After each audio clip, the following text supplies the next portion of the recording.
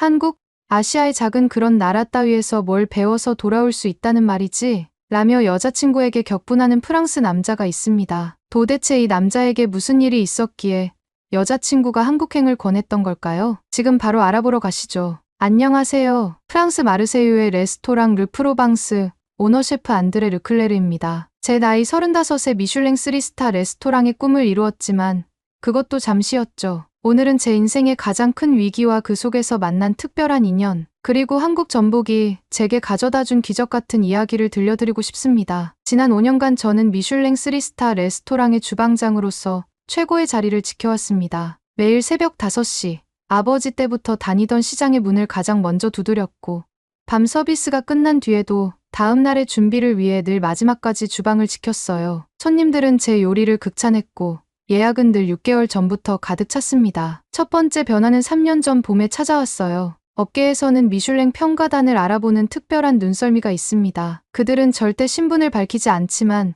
요리를 주문하는 순서나 와인을 고르는 방식이 일반 손님과는 달라요. 특히 와인 리스트를 볼 때 가격대가 아닌 산지와 빈티지를 꼼꼼히 확인하죠. 사진을 찍을 때도 플레이팅의 디테일을 놓치지 않으려 각도를 여러 번 바꾸고요. 디저트 코스에서 주방장을 찾는 경우도 많아서 그런 손님이 오면 주방이 긴장감에 휩싸이곤 했습니다. 그날도 평소와 다름없는 저녁 서비스가 시작될 때였어요. 베테랑 웨이터가 살짝 눈빛을 보냈습니다. 그들이 왔다는 신호였죠. 저는 평소보다 더 꼼꼼하게 모든 요리를 점검했습니다. 하지만 한 달 뒤 충격적인 결과를 받아들어야 했어요. 3스타에서 2스타로 강등. 현대적 감각의 부재라는 평가와 함께였습니다. 저는 즉시 새벽 3시 출근으로 일과를 앞당겼어요. 더 신선한 재료, 더 완벽한 준비를 위해서였죠. 주방 스태프들의 근무 시간도 자연히 늘어났습니다. 매주 새로운 메뉴를 연구했고 플레이팅의 완성도를 높이기 위해 밤늦게까지 연습했어요. 하지만 돌이켜보면 그때부터 제 요리에서 즐거움이 사라지기 시작했던 것 같습니다. 2년 전 또다시 별 하나를 잃었어요. 원스타로 추락한 겁니다. 이번에는 혁신의 부재라는 평가였어요. 주변에서는 변화가 필요하다고 했지만 저는 오히려 더 전통에 매달렸습니다. 프랑스 전통 요리의 기본기를 더욱 철저히 연마했고 고전 레시피를 파고들었죠. 스태프들에게는 더 엄격해졌고 조금의 실수도 용납하지 않았어요. 그러다 보니 주방의 분위기는 점점 무거워졌고 젊은 셰프들은 하나둘 떠나갔습니다. 필사적으로 노력했습니다. 프랑스 전역을 돌며 잊혀진 레시피들을 찾아다녔고 최고의 식재료 생산자들을 만나러 다녔어요. 하루도 빠짐없이 18시간씩 주방에 서 있었죠. 그런데도 요리는 점점 경직되어만 갔어요. 손님들의 표정에서 더 이상 감동을 발견할 수 없었습니다. 결국 6개월 전 마지막 별마저 잃고 말았어요. 미슐랭 가이드에서 완전히 사라진 겁니다. 그날 저는 처음으로 주방에서 이성을 잃었습니다. 30년 된 갑옷처럼 아끼던 접시들을 바닥에 내던졌고 마지막까지 남아있던 스태프들에게 고함을 질렀어요. 내 요리는 완벽하다. 심사위원들이 미쳤다. 제 목소리가 낯설게 들릴 정도였습니다. 한때 6개월을 기다리던 손님들은 이제 발길을 돌렸고 평일 저녁 예약은 겨우 30% 정도만 찼습니다. 신문에서는 추락한 별이라는 제목으로 저희 레스토랑의 몰락을 다뤘죠. 매일 아침 텅 빈 레스토랑을 바라보며 자문했습니다. 내가 지키려 했던 건 진정한 전통이었을까? 아니면 그저 내 고집이었을까? 제 연인 줄리엣은 제가 이런 상황에 빠진 것을 걱정스럽게 바라보았어요. 그녀는 평소 한국 문화에 깊은 애정을 가진 사람이었습니다. 대학에서 미술사를 전공했고 유럽 예술과 아시아 문화에 모두 관심이 많았죠. 특히 한국 여행 중 맛본 한식에 완전히 매료되어 있었어요. 줄리엣은 조심스럽게 새로운 제안을 했습니다. 한식 팝업 레스토랑을 열어보는 건 어떻겠냐고요. 그녀는 케이팝을 좋아하고 한국 드라마를 즐겨보았죠. 하지만 당시에 저는 그저 비웃기만 했습니다. 한류, 그게 뭐라고 프랑스 요리의 정수를 더럽히겠다는 거야? 줄리엣의 눈에 맺힌 상처를 보지 못했습니다. 아니, 보려 하지 않았던 것 같아요. 당신은 왜 늘 내 생각을 무시하죠? 나도 당신만큼 음식을 사랑해요라는 그녀의 말에 저는 그저 코웃음을 치며 등을 돌렸습니다. 레스토랑 매출은 급감했고 예약 취소가 잇따랐어요. 손님들은 점점 줄어들었고 미디어에서는 연일 저희 레스토랑의 몰락을 다루었습니다. 이런 경제적 압박은 줄리엣과의 관계마저 위태롭게 만들었어요. 그때마다 저는 20대 시절을 떠올렸습니다. 부모님의 작은 레스토랑을 물려받던 그 순간이 생생했어요. 전통 프랑스 요리로 세계 최고가 되겠다며 야망에 불타올랐던 그때가 그립기만 했습니다. 10년 동안 정말 열심히 달렸어요. 매일 새벽부터 밤늦게까지 주방을 지키며 최고의 요리를 만들겠다는 열정으로 가득했고, 그 결과 미슐랭 3스타를 획득할 수 있었죠. 하지만 성공을 이루는 과정에서 제 요리 철학은 점점 경직되어만 갔습니다. 변화를 두려워하고 새로운 시도를 거부하는 제가 되어 있었어요. 전통이라는 이름으로 스스로를 가두고 혁신을 거부하며 결국 소중한 것들을 잃어가고 있었습니다. 결정적인 제안은 줄리엣에게서 나왔습니다. 그날도 저는 평소처럼 주방에서 홀로 씨름하고 있었어요. 새 메뉴를 개발한다며 밤늦게까지 주방을 떠나지 못하고 있을 때였죠. 줄리엣이 조용히 주방 문을 열고 들어와 제 옆에 섰습니다. 안드레, 우리 한국에 가보는 건 어때?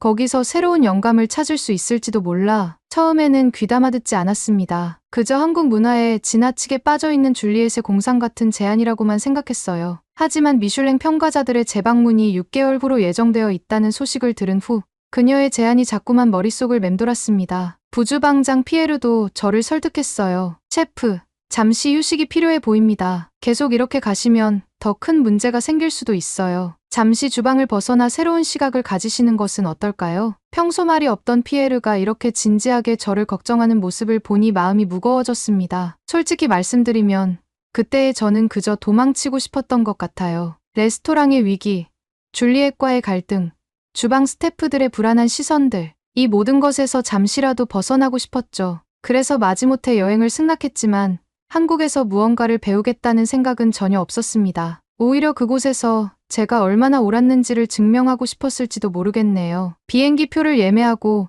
호텔을 예약하는 과정에서도 저는 계속해서 투덜거렸어요. 프랑스 요리의 대가들이 모두 파리에 있는데 왜 하필 아시아인가? 하지만 줄리엣은 제 불평에 아랑곳하지 않고 여행 준비를 해나갔습니다. 13시간의 긴 비행 끝에 인천국제공항에 도착했을 때의 기억이 생생합니다. 복잡한 공항, 어디를 봐도 가득한 한글 간판들, 영어 표기가 있음에도 왜인지 모르게 짜증이 났어요. 게다가 입국장 면세점의 화려한 K-뷰티 제품, 제 기분을 더욱 상하게 했습니다. 이게 다 뭐야? 이런 곳에 와서 무엇을 배울 수 있다는 거지? 반면 줄리엣의 눈은 반짝반짝 빛나고 있었습니다. 와, 드디어 왔다. 안드레, 저기 봐봐. 우리가 드라마에서 봤던 그 브랜드야.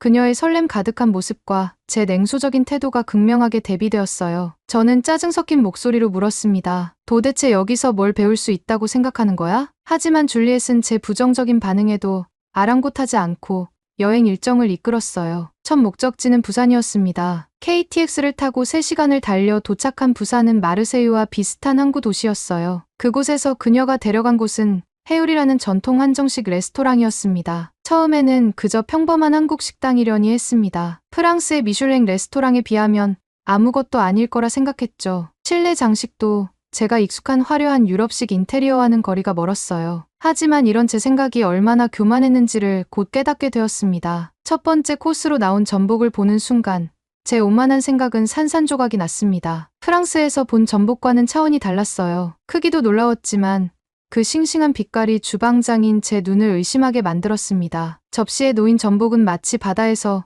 금방 건져 올린 것처럼 생생했어요. 이건 정말 프랑스 전복과는 완전히 다르군. 버터구이로 조리된 전복을 한 입 베어 물자마자 저도 모르게 내뱉은 말이었어요. 줄리엣이 승리자의 미소를 지으며 말했습니다. 봐, 내가 뭘 했어. 한국의 전복은 특별하다니까. 단순히 크기나 신선도의 차이가 아니었습니다. 부드러우면서도 쫄깃한 식감, 깊은 감칠맛, 버터와 어우러져 만들어내는 조화로운 풍미까지. 저는 그동안 제가 알고 있던 전복에 대한 모든 편견이 잘못되었음을 깨달았어요. 프랑스 요리의 정수라고 자부하던 제 요리가 우물 안개구리였다는 것을 인정할 수밖에 없었습니다. 줄리엣, 이건 대체 어떻게 이런 맛이?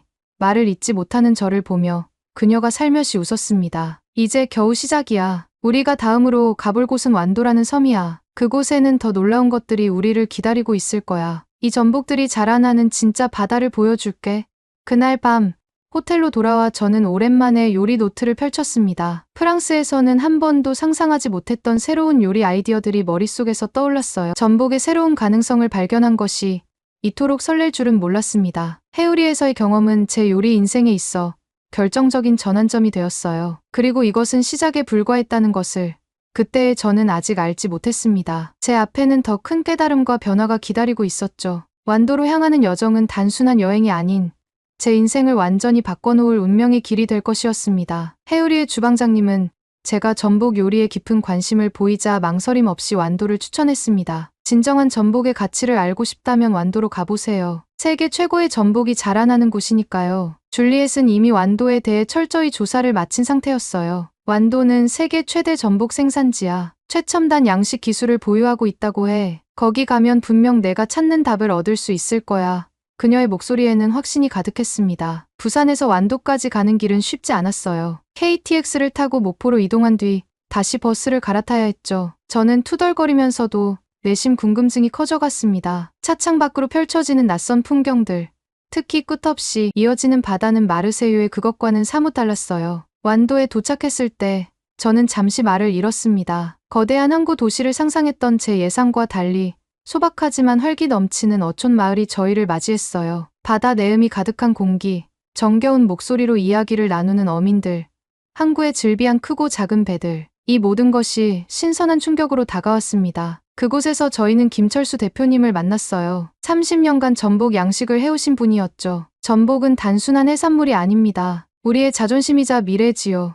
그의 말에는 자부심이 가득했습니다. 김 대표님은 저희에게 양식장 구석구석을 보여주셨어요. 최첨단 수조 관리 시스템을 보면서 저는 또 한 번 놀라움을 금치 못했습니다. 수온, 염도, 산소량까지 모든 것이 정밀하게 제어되고 있었어요. 하지만 더 놀라운 것은 이런 첨단 기술이 전통적인 양식 방식과 완벽한 조화를 이루고 있다는 점이었습니다. 과학기술은 전통을 대체하는 것이 아니라 보완하는 거지요. 우리 아버지 때부터 내려온 방식을 존중하면서 현대 기술을 접목하는 거예요. 김 대표님의 이 말은 제 가슴을 세게 울렸습니다. 특별히 저희를 위해 전복 채취 체험도 준비해 주셨어요. 처음으로 바닷속에 들어가 직접 전복을 따보는 경험은 평생 잊지 못할 것 같습니다. 차가운 바닷물, 거친 바위, 단단히 붙어있는 전복, 이 모든 것을 온몸으로 느끼면서 전복이 지닌 본연의 가치를 이해하기 시작했어요. 양식장 직원들과 함께한 즉석 전복 요리 체험도 특별했습니다. 프랑스의 화려한 주방 시설은 없었지만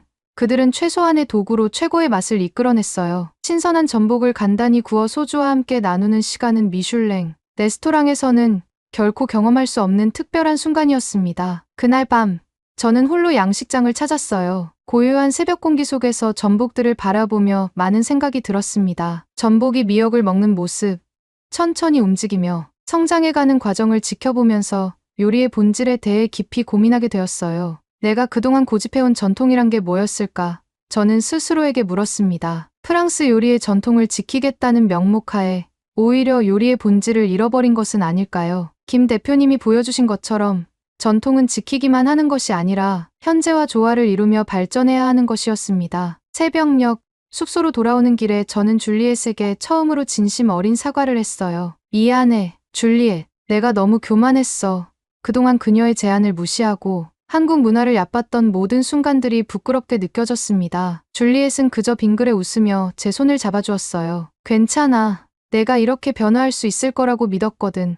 그녀의 따뜻한 미소 속에서 저는 또 다른 가능성을 보았습니다. 이제 우리는 서울로 향할 준비를 하고 있었어요. 그곳에서 어떤 새로운 발견들이 저희를 기다리고 있을지 가슴이 설렜습니다. 서울에 도착한 첫날, 줄리엣은 저를 한 모던한 식당으로 안내했습니다. 미슐랭 원스타를 받은 곳이었어요. 처음에는 내키지 않았지만 이미 완도에서 큰 깨달음을 얻은 저는 더 이상 편견을 갖지 않으려 노력했습니다. 레스토랑의 인테리어는 놀라웠어요. 한국의 전통 건축 요소들이 현대적 감각과 완벽하게 조화를 이루고 있었습니다. 하지만 더 큰 충격은 음식이었죠. 한국의 전통 요리법과 현대적 테크닉이 절묘하게 결합된 요리들은 제가 고집해온 전통이라는 개념을 완전히 뒤흔들어 놓았습니다. 이곳의 젊은 셰프 민준수는 저와 비슷한 나이였어요. 그는 프랑스에서 요리를 배웠다고 했습니다. 전통은 보존하는 것이 아니라 재해석하는 것이라고 생각해요. 우리는 과거를 존중하면서도 현재를 반영해야 합니다. 그의 말은 제 가슴에 깊이 와닿았어요. 민 셰프는 흔쾌히 자신의 주방을 저에게 내어주었습니다. 프랑스의 미슐랭 셰프가 한국 식재료로 요리를 한다니 정말 기대되는 거려.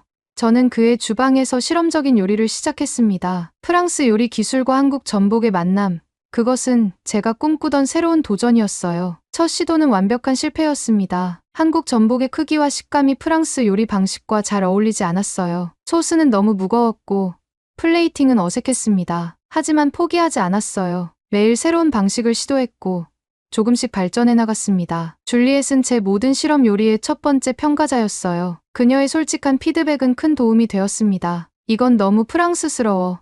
이건 전복의 맛을 살리지 못했어. 때로는 쓴소리도 서슴지 않았죠. 하지만 어느 날 그녀가 환하게 웃으며 말했습니다. 이제야 당신다운 요리가 나오기 시작했어. 더 깊은 영감을 얻기 위해 저희는 광장시장을 찾았어요. 시장의 활기찬 분위기는 파리의 어느 시장과도 달랐습니다. 수많은 식재료들, 특히 발효식품 다양성은 저를 놀라게 했어요. 김치, 된장, 간장, 젓갈까지 각각의 발효식품이 지닌 깊은 맛에 매료되었습니다. 특히 전복 젓갈을 발견했을 때의 충격은 잊을 수 없어요. 발효를 통해 전복이 어떻게 다른 맛을 낼 수 있는지를 보며 새로운 아이디어가 떠올랐습니다. 전복의 내장을 발효시켜 소스를 만들어 보면 어떨까?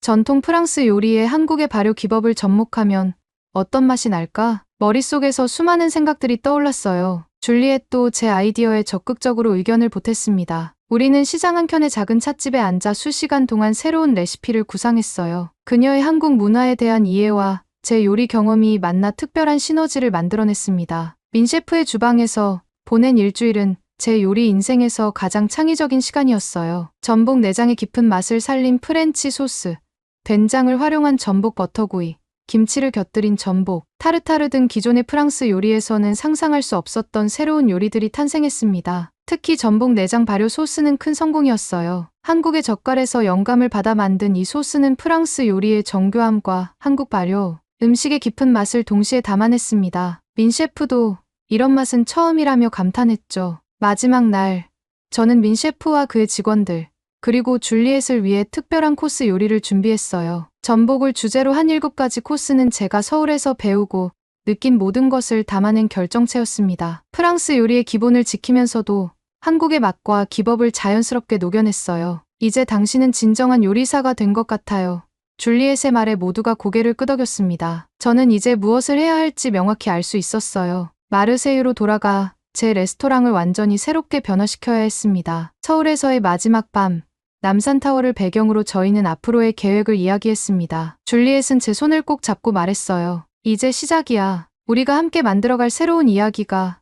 그녀의 말처럼 이것은 끝이 아닌 시작이었습니다. 새로운 도전을 위한 첫걸음을 내딛는 순간이었어요. 마르세유의 공항에 도착했을 때 저는 이전과는 완전히 다른 사람이 되어 있었습니다. 한국에서의 경험은 제 요리 철학뿐만 아니라 세상을 보는 시각 자체를 바꾸어 놓았어요. 가장 먼저 한 일은 레스토랑 전 직원 회의를 소집하는 것이었습니다. 아직 이른 아침이었지만 모든 직원들이 한자리에 모였습니다. 주방 스태프들, 홀서버들, 심지어 와인 소믈리에까지. 그들의 눈에는 불안과 기대가 교차하고 있었어요. 우리는 변화해야 합니다. 하지만 우리의 정체성을 잃지 않을 것입니다. 오히려 우리만의 새로운 정체성을 만들어낼 겁니다. 제 선언에 이어 구체적인 변화 계획을 발표했습니다. 주방 레이아웃부터 시작해서 메뉴판까지 모든 것을 새롭게 바꾸기로 했어요. 특히 주방은 한국의 모던한 식당에서 영감을 받아 개방형 구조로 바꾸기로 했습니다. 손님들이 요리가 만들어지는 과정을 직접 볼 수 있게 말이죠. 하지만 변화는 결코 쉽지 않았습니다. 20년 넘게 저희 레스토랑을 찾아주신 단골 손님 중 한 분은 강하게 반발하셨어요. 안드레, 자네가 미쳤나? 프랑스 최고의 레스토랑을 아시아 음식점으로 만들 작정인가? 그분의 우려는 이해할 만했습니다. 하지만 저는 제가 선택한 길이 옳다고 확신했어요. 새로운 메뉴 개발은 제 인생에서 가장 도전적인 작업이었습니다. 한국에서 가져온 전복들로 매일 새로운 실험을 거듭했어요. 프랑스 전통 소스의 한국의 발효 문화를 접목시키는 작업은 쉽지 않았습니다. 수백 번의 실패 끝에 겨우 한 가지 메뉴가 완성되곤 했죠. 전복 크림 리조또와 된장 거품은 첫 번째로 완성된 메뉴였습니다. 이탈리아 요리를 베이스로 하되 한국 전복의 풍미와 된장의 감칠맛을 더했죠. 서양의 크림 소스와 동양의 발효된 콩이 만나 예상치 못한 조화를 이루었습니다. 전복 버터구이와 발효 마늘 퓨레는 제가 가장 자신 있게 내놓은 메뉴예요. 완도에서 배운 전통 방식으로 전복을 손질하고 프랑스 버터의 풍미를 더했습니다. 여기에 한국의 발효 마늘로 만든 퓨레를 곁들여 깊이 있는 맛을 완성했죠. 전복 간장 소스를 곁들인 웜 샐러드는 가장 도전적인 시도였습니다. 전통 프랑스 샐러드에 한국의 간장 베이스 소스를 더하는 것은 큰 모험이었어요. 하지만 이 메뉴야말로 저희 레스토랑의 새로운 정체성을 가장 잘 보여주는 것이었습니다. 주방 스태프들은 처음에는 당황스러워했어요. 한 번도 사용해보지 않은 식재료들, 낯선 조리법들, 하지만 그들은 점차 이 새로운 도전을 즐기기 시작했습니다. 특히 젊은 셰프들은 한국의 발효 기법을 배우는데 큰 열정을 보였어요. 변화된 메뉴에 대한 초기 반응은 혹독했습니다. 지역 신문의 평론가는 프랑스 요리의 정체성을 잃었다고 혹평했어요. 미슐랭 가이드의 평가도 걱정되었습니다. 일부 손님들은 이건 더 이상 프랑스 요리가 아니다라며 발길을 돌리기도 했죠. 이때 줄리엣이 큰 힘이 되어주었습니다. 그녀는 한식당 운영 경험을 바탕으로 소중한 조언을 해주었어요. 손님들이 낯선 맛에 적응하는 데는 시간이 필요해. 하지만 진심은 반드시 통할 거야.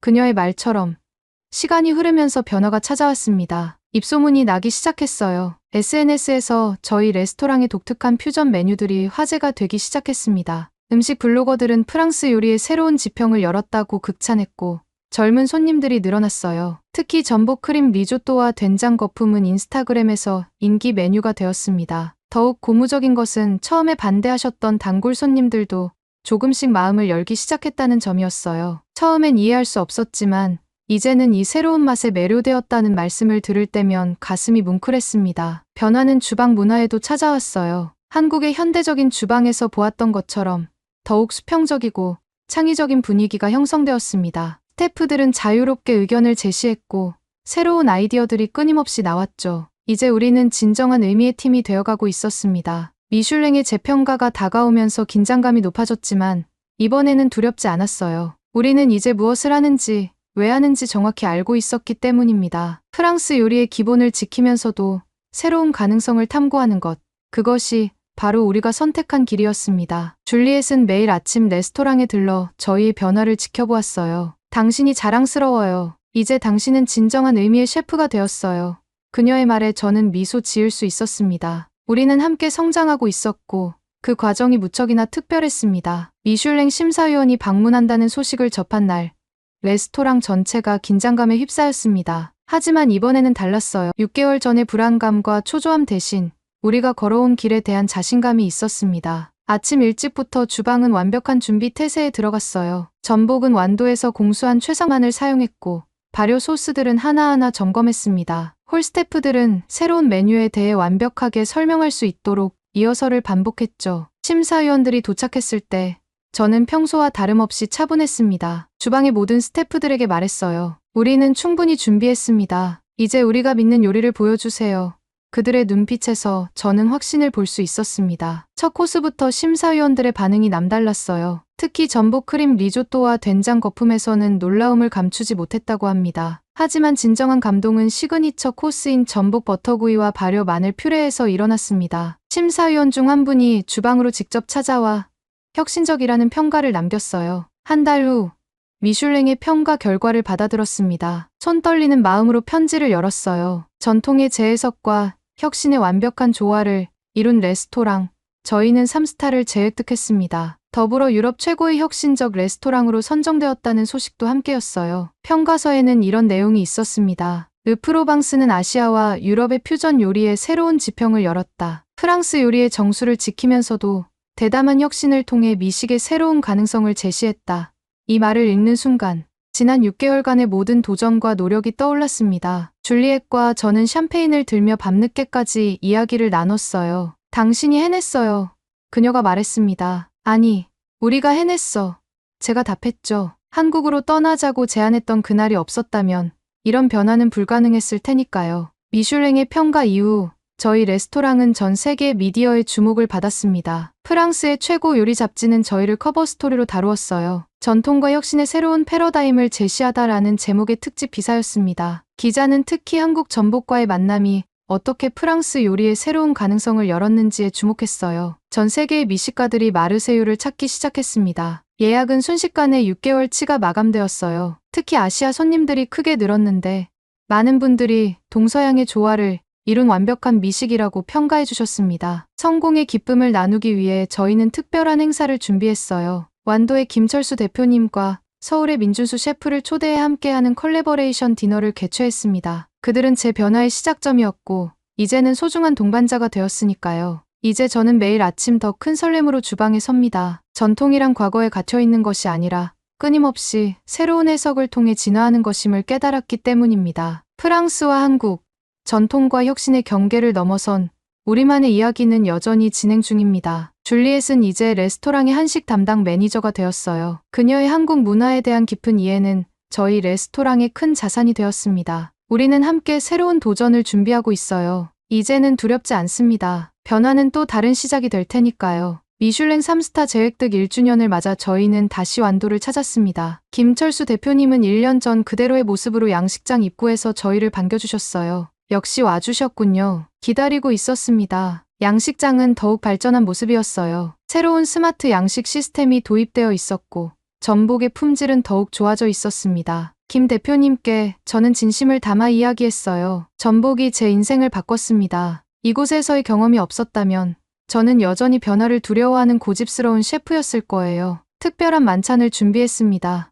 완도의 신선한 전복으로 프랑스 요리와 한국 요리를 접목한 새로운 요리들을 선보였어요. 양식장 직원들은 1년 전 그들의 전복으로 이런 요리가 탄생할 것이라고는 상상도 못했다며 즐거워하셨습니다. 줄리엣과 저는 레스토랑의 새로운 계획도 발표했어요. 프랑스 본점의 한켠에 한식 다이닝 공간을 열기로 했다는 소식이었죠. 줄리엣이 한식 부문 총괄 책임자를 맡기로 했고 이를 위해 그녀는 이미 한국의 유명 한식당들에서 연수를 받고 있었습니다. 프랑스와 한국의 요리 문화 교류 센터 설립도 구상 중이에요. 양국의 젊은 셰프들이 서로의 문화를 배우고 새로운 요리를 창조해낼 수 있는 공간을 만들고 싶었습니다. 특히 청년 셰프 양성 프로그램은 저의 오랜 꿈이었어요. 김 대표님은 제 이야기를 듣고는 깊이 공감해 주셨습니다. 좋은 생각입니다. 이제는 우리가 서로에게 배우고 성장해야 할 때니까요. 그의 말씀에 용기를 얻어 저는 더 큰 꿈도 이야기했어요. 완도 전복을 주제로 한 요리책을 준비하고 있다는 것, 프랑스와 한국을 오가는 요리 문화 교류 프로그램을 기획하고 있다는 것, 그리고 전복 양식 기술 혁신을 위해 투자하고 싶다는 것까지. 이제는 제가 변화를 이끄는 사람이 되고 싶습니다. 해가 저물어갈 무렵 저는 줄리엣을 바닷가로 데려갔습니다. 일몰이 바다를 붉게 물들이는 그곳에서 준비해온 반지를 꺼냈어요. 당신이 내게 준 변화처럼 평생 서로에게 좋은 영향을 주며 살아갈까요? 줄리엣의 눈시울이 붉어졌습니다. 그녀의 대답을 기다리는 순간 멀리서 환호성이 들렸어요. 양식장 직원들이 이 순간을 지켜보고 있었던 겁니다. 김 대표님의 주도로 그들은 이미 작은 축하 파티를 준비해 두었더군요. 프랑스로 돌아가는 비행기에서 저는 생각했습니다. 1년 전 이곳에 왔을 때는 한 레스토랑의 위기를 해결하기 위한 필사적인 몸부림이었어요. 하지만 이제는 다릅니다. 저희는 더 큰 꿈을 꾸고 있고 그 꿈을 이루기 위한 구체적인 계획도 가지고 있습니다. 전통과 혁신의 조화, 동양과 서양의 만남. 이제 이런 말들이 더 이상 추상적인 개념으로 느껴지지 않아요. 그것은 바로 제가 걸어온 길이자 앞으로 걸어갈 길이 되었으니까요. 완도의 바다가 저에게 가르쳐준 것처럼 가장 소중한 것은 변화할 수 있는 용기입니다. 앞으로도 저는 늘 배우는 자세로 새로운 도전을 이어갈 거예요. 이제 저희의 이야기는 새로운 시작을 향해 나아가고 있습니다. 전복이 없었다면 이런 변화도 없었겠죠. 프랑스의 한 고집스러운 셰프가 한국의 전복을 만나 인생이 바뀌었다니 참 신기한 일이에요. 이런 특별한 경험을 해준 한국에 깊은 감사를 전합니다. 앞으로도 양국의 음식 문화가 서로 어우러져 더 풍성한 이야기를 만들어낼 수 있기를 희망합니다. 오늘의 사연은 여기까지입니다. 그럼 오늘 이야기 재미있게 들으셨다면 잊지 말고 좋아요 꼭 눌러주세요. 꼭 사연 관련이 아니더라도 하실 말씀이 있으시다면 댓글도 꼭 남겨주시고요. 더 좋은 사연을 발굴해내고 여러분들께 재미있게 전달하는데 큰 힘이 됩니다. 흥미진진히 소개해드리는 다음 이야기가 듣고 싶으시다면 구독과 알림 설정하시면 빠르게 소식 들으실 수 있습니다. 그럼 저는 다시 흥미진진한 사연을 들고 찾아뵐게요. 또 만나요.